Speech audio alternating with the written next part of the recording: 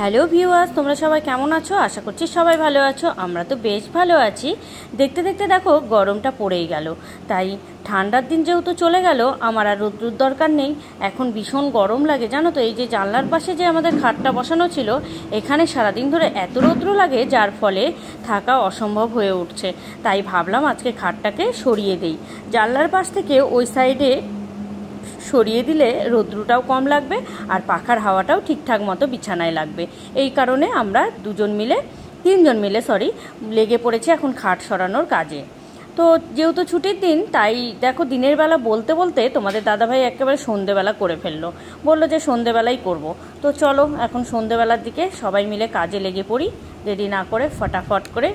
দেখতে দেখতে এই ঘরে ঢোকা প্রায় 3 মাস হয়ে গেল। তো দেখো 3 মাসেই দেখো ঘরের কি অবস্থা করে ফেলেছে।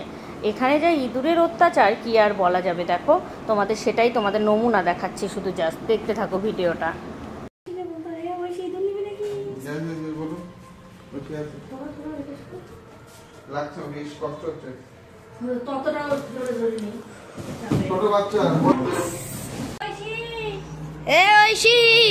ইঁদুর নিবি নাকি?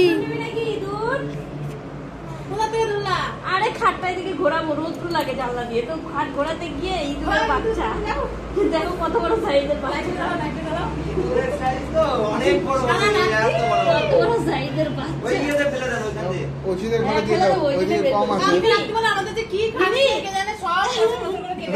বললাম না টিভির কার্টুনের মধ্যে, ওই কার্টুনের নিচেই বেরোলো।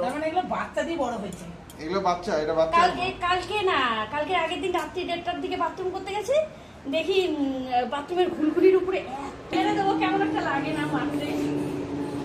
বড়গুলো দেখেই তো ঘৃণা করে। তুমি ধরতেও পারলে না। ওর দৌড়াচ্ছিল না, বললে কি করে? না দৌড়াচ্ছিল না, ও ছোট, দৌড়াচ্ছে না। ফেলে দিলাম রে ঐশী, আরো বেরোতে পারে। ভিতরে ঢুকে রাখে, বাইরে নিয়ে গেলেও তুলতে হবে, ঢুকে নেই।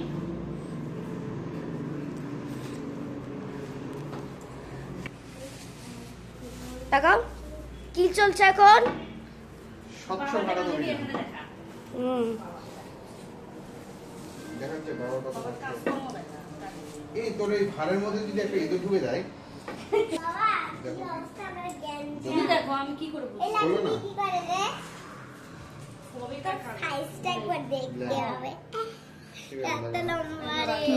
ঘরে আসতে না আসতে ঘরে দেখো প্রচুর পরিমাণে নোংরা জমা হয়ে গেছে। কেনই বা জমা হবে না বলো? এত ইঁদুরের অত্যাচার যে চারিদিকে এটা ওটা কেটে কেটে রেখে দেয়। জানো তো ইঁদুরের অত্যাচারে আমি খাবার জিনিসও কিছু বাইরে রাখতে পারি না। যেমন ধরো ওই পাউরুটি, কেক, বিস্কিট এগুলো যদি নিচের দিকে বা বাইরে ফলান্তি রাখি, তাহলে ওগুলো আর আমাদের পেটে যায় না, ওগুলো সব ইঁদুর নিয়ে চলে যায়।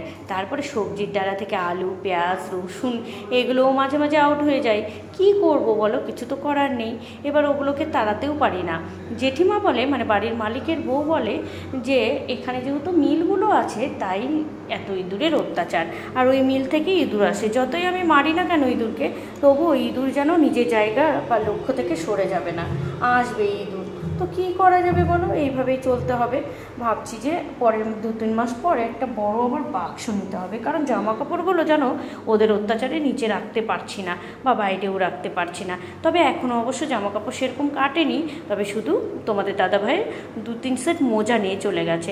তোমাদের দাদাভাই অবশ্য বলেছিল শীতকালে মোজাগুলো নিয়ে গিয়ে ওদের ভীষণ লাভই হয়েছিল, কারণ ওরা তো আর বউ বাচ্চার জন্য কিনতে পারছে না না, তো তার ফলে ওই মোজাগুলো ওরা ব্যবহার করছিল, এরকম একটা ব্যাপার। তো চলো এখন সমস্ত জিনিসগুলো গুছগাছ করে নেওয়া হোক। ফ্রিজটাকেও সরানো হবে এক সাইডে, তারপরে বাকি জিনিসগুলোও সব সরিয়ে নিতে হবে। এই যেমন ধরো ড্রেসিং টেবিল এগুলো।